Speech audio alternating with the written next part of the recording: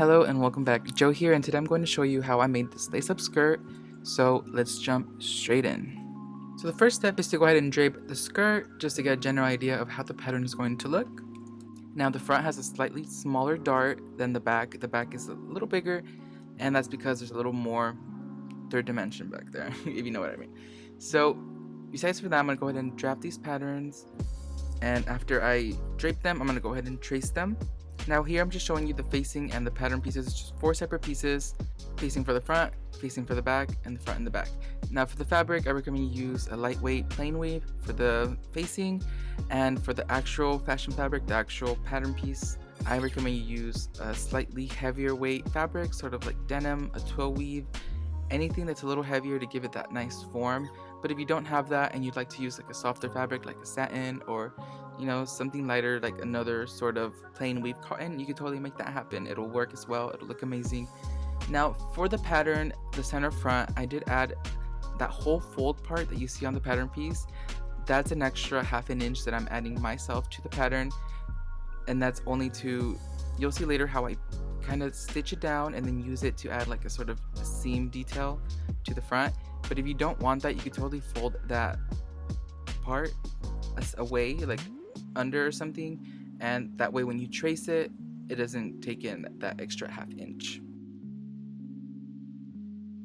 And same thing here, I'm noticing that I accidentally traced one of the facings backwards, so that's probably why I had to fix it, now that I'm realizing. And to get started with the sewing, we're going to go ahead and do both darts on each piece. For the center back, I believe that I was having a tougher time matching it up, so that's why I did those little clips in there, but there's really no need for that unless you kind of need it.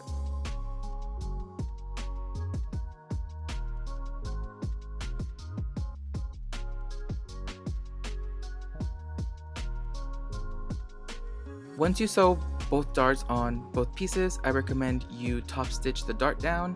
It kind of gives it that denim look, but it's not really necessary. It's just like a aesthetic thing. And here we are. Here's that 1/2 inch that I'm sewing out, like out of the way. And once you sew it out of the way, it kind of brings it back in. And if it's the excess amount, what I'm gonna do, I'm gonna iron it down and make it seem like it's a sort of like a welt seam, or like a sort of denim seam that's like smack in the middle of the skirt, just for like a detail type of thing. Nothing specific, nothing like mandatory for the construction, but it's just something I really like to kind of give it a little bit of depth. All you really do is just iron it down the middle, flatten it down, make sure there's an equal amount on both sides, and then once you're done ironing it, you go ahead and stitch both ends. You could stitch both ends twice, like one really close to that first seam, and then another one a little out to make it seem like a denim, like a sewn denim seam. But if you don't want to do that, you could just do what I did and just do 2 stitches, like 2 stitch down on both ends, and that'll keep the fabric out of the way, hold it down, and it'll still give it that kind of constructed look. Now that we're all set sewing the darts and all the details on the actual pieces of fabric, we're going to go ahead and work on the facings. At this point, I was actually not fully done correcting my pattern pieces, so this is why I'm sewing this excess out of the facing for the front, but I'm pretty sure I already took that out, so either way you don't need that excess amount, since the amount that's taken in doesn't need to be counted for in the facing. And I did also leave these facing pieces a little bigger, since when sewing smaller pattern pieces like a facing of this size, for example, it's a little better for it to be on the bigger side. That way you don't kind of like fray apart the fabric, and as I'm doing here, you see it kind of poke out of both ends a little bit, and I'm kind of okay with that, since then you can go in and trim it, and when you're actually sewing, it doesn't risk the damage. Like, you don't risk damaging the fabric or kind of like wearing it out right away with the needle, since these seams are so small and the scale just doesn't match up nicely for some type of weaves. And now that we're working on the other side, I want to remind you to trim both corners and some of the seam allowance before you flip it over, and that way there's less bulk. And like we always say here, bulk is the enemy of doll sewing, so keep that in mind. And this point's totally, I mean, This part is totally optional. I really wanted to go for that distressed fringe on the denim skirt, but if you don't want to do that, you don't have to. It took me a while, I'm not gonna lie, but it's honestly really fun and I like the end result, so it's pretty cute. If you would like to do this, all you really need to do is go on the wrong side of the fabric and you'll see all the warps, which are, the wefts.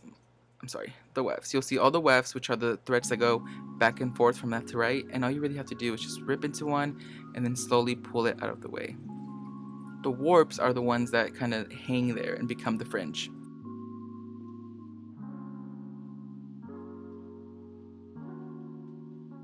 And right here, this is the last touch we're going to do before we actually finish sewing. All you really need to do is give that facing a good press and then bring in that seam allowance you're going to stitch down.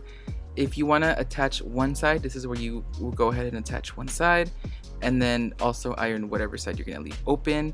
All you need to iron is just iron the seam allowance away towards the inside and just prepare it to be stitched down.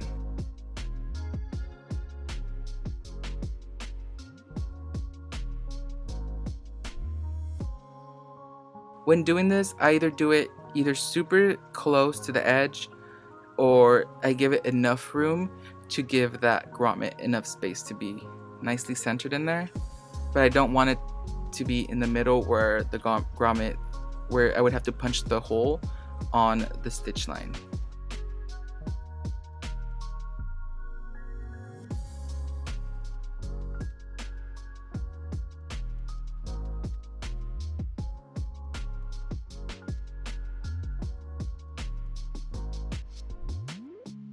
And here they are. Now they're all set to add the grommets, and all you really need to do for the grommets is mark where you want them. I spaced these apart about like ½ an inch. The pattern will have all the markings and everything, do not worry. And once I mark them, I go ahead and rip out the holes on one side, and then I use that one side with the holes to mark the other side.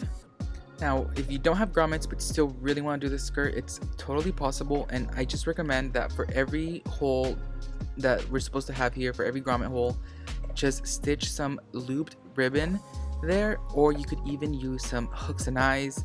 You could use the hooks and just hook the ribbon all around, or you could use the eyes and actually just lace the ribbon just like we do with the grommets. So it's not the end of the world. So I have you guys covered. If you have any more questions, go ahead and sound off in the comments below and I'll give you more tips.